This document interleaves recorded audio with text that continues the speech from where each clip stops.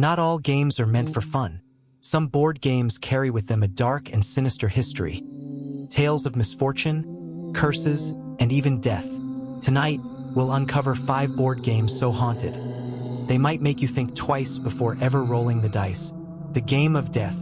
Have you ever heard of a game so sinister, so unforgiving, that it costs more than your life to lose? Tonight, we unravel the dark secrets of the Game of Death. A cursed ritual that leaves only despair in its wake. The origins of the Game of Death are shrouded in mystery. Some say it dates back to the 14th century, when plague-ridden towns turned to the occult in desperate attempts to cheat death.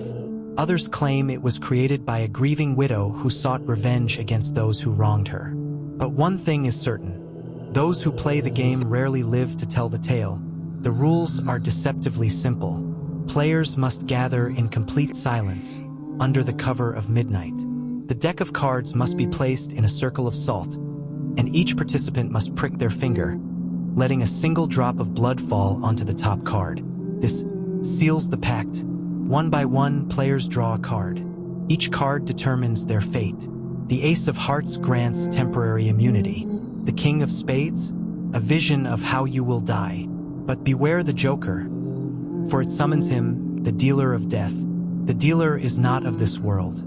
He feeds on fear, despair, and broken spirits.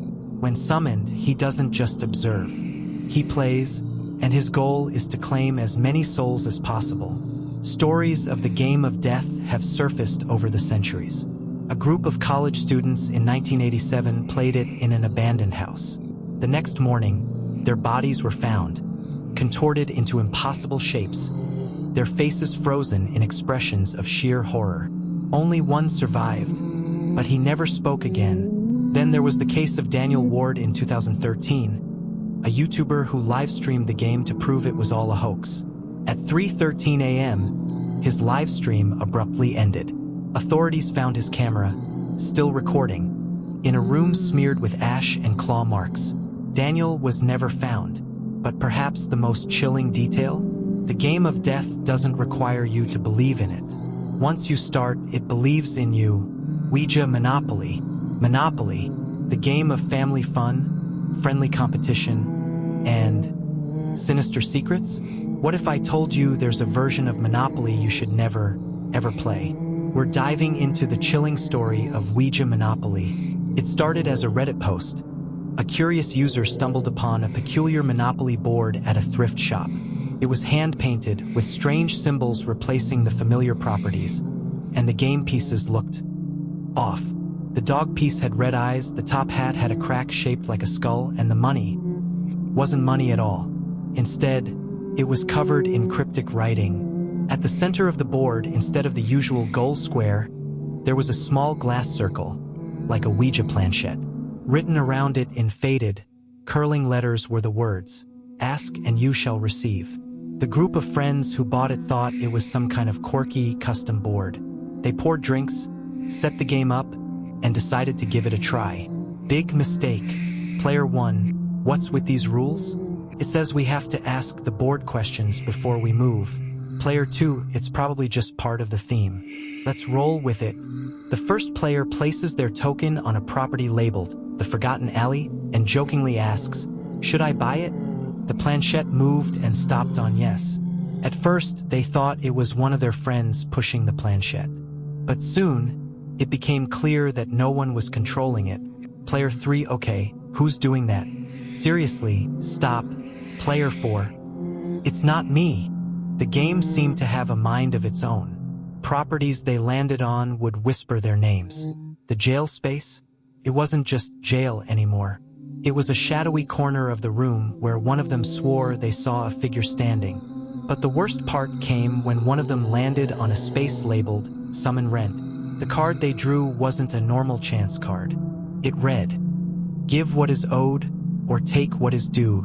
They tried to stop playing, but the board wouldn't let them. The pieces wouldn't move unless the planchette allowed it. When one of them tried to leave, the door wouldn't budge. They were trapped. By the end of the night, only one of them made it out. The others vanished, gone without a trace. The survivor claimed the board disintegrated into ash the moment the clock struck midnight. Authorities dismissed it as an elaborate prank, but the story doesn't end there. Similar boards have reportedly surfaced online. Some say they're cursed, while others believe they're portals to something far worse. So, if you ever come across a Monopoly board that looks wrong, do yourself a favor. Don't play it, because in this game, losing doesn't just mean bankruptcy. It means something much darker. The Midnight Game. They say there are some games you should never play. Games that summon forces beyond our understanding of forces that watch from the shadows. Waiting for an invitation, the Midnight Game is said to be an ancient pagan ritual, used as punishment for those who dared disobey the gods. Over time, it evolved into an urban legend, a test of courage or foolishness. To play the Midnight Game, you'll need these items: a candle, a piece of paper, a pen, a wooden door, a few matches, and your own blood. Yes, blood. You'll see why soon enough. The ritual must start precisely at 11:55 p.m. Write your full name on the paper, first, middle, and last. Then, prick your finger and let a drop of your blood fall onto the paper. Next, place the paper in front of the wooden door. Turn off every light in your home. Light your candle and place it in your hand. Then knock on the door 22 times. The 22nd knock must fall exactly as the clock strikes midnight. Open the door, blow out the candle, then close the door again. You have just invited the Midnight Man inside. Quickly relight your candle. From this moment on, the game begins. Your goal? Survive until 3:33 a.m. But be warned, the Midnight Man will hunt you. If your candle goes out, you have 10 seconds to relight it. If you fail, you'll feel his presence behind you, his icy breath on your neck. If you stay in the darkness too long, he'll get you. And if he catches you, well, let's just say no one really knows what happens next. Some claim to hear faint whispers, feel cold spots, or see fleeting shadows darting out of the corner of their eyes. But most terrifying of all, the Midnight Man knows your greatest fears. He uses them against you. To survive, keep moving. Never stand still. Stay in the light. And if you feel his presence closing in, whatever you do, do not look back. If you last until 3:33 a.m., the Midnight Man will leave. But the scars he leaves behind, the nightmares, the whispers in the dark, those might never fade. Some call it a game. Others call it an invitation to something far worse. Would you dare play? Or will you heed this warning and leave the Midnight Man locked away in the dark? Dark Checkers, the game that should never be played. It's called Dark Checkers, a game whispered about in the darkest corners of the internet.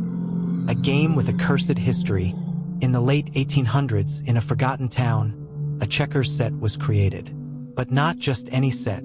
The pieces were carved with a strange, dark wood, said to be from trees that grew near the cursed burial grounds of an ancient people. The first player, a man named Edgar, was said to have found the set in the attic of an old estate. The game was strange, but Edgar didn't care. He was bored, craving something different. As Edgar moved the first piece, the air grew cold. The shadows deepened. The pieces, they weren't just wood. They were alive. And the game, it had already begun. That night, Edgar became the first victim. His body was found days later, a twisted expression frozen on his face, his hands clutching the checkers board. But there was something worse, something darker than death. His soul was trapped. The game had no end. You might think it's just a game, but with every move, the rules change. The board shifts, and as the pieces get closer to your side, so do the spirits. They're waiting, watching, hungry, and once the game is finished, you're never truly free. The spirits return to claim what is theirs.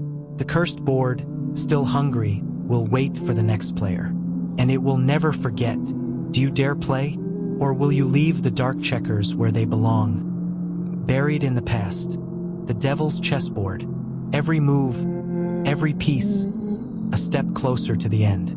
Some games are more than just strategy. Some are ancient traps, laid by a force older than time itself. Welcome to the devil's chessboard. Few know the true origins of this cursed game. Fewer still have lived to tell the tale. The Devil's Chessboard, an artifact of darkness that draws in the unwary and feeds off their souls. But what makes this game so dangerous? Let's step back in time to when it first appeared. It all began in the 16th century, in the shadow of a war-torn Europe. A traveling monk named Father Maximilian stumbled upon the game in an old monastery deep in the Carpathian Mountains. Legend says it was a gift, a curse from a stranger who came to him in the dead of night, offering a game of eternal consequence. Father Maximilian, driven by pride and the desire to prove his intellect, accepted. But he had no idea what he was really playing for.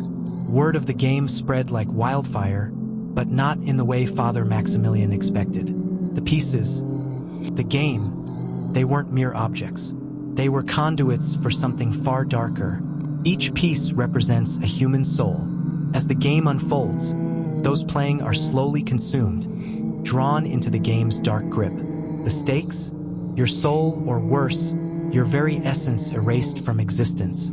Players who dared to challenge the Devil's Chessboard often vanished without a trace. Their faces lost in time, their screams caught in the silence between moves. People say that whoever holds the board becomes its player. But in reality, the board itself chooses its master. It watches, waits, and when the time is right, it makes its move. And the final piece moves. Checkmate. But this game isn't over. It never ends. As soon as the game is lost, the souls of the players are taken. In their place, a new challenger rises, compelled to play, over and over, forever. Some say it's a game you can never escape. Others claim that the devil himself waits for you to make your move. But be warned, if you ever come across the Devil's Chessboard, don't ever play. Games are meant to bring people together, but these games, they might just tear your soul apart. So the next time you sit down for a night of fun, ask yourself, do you really know the history behind the game you're playing? Or could it be hiding something much darker? Don't forget to like, share, and subscribe for more scary content. Stay safe, stay curious.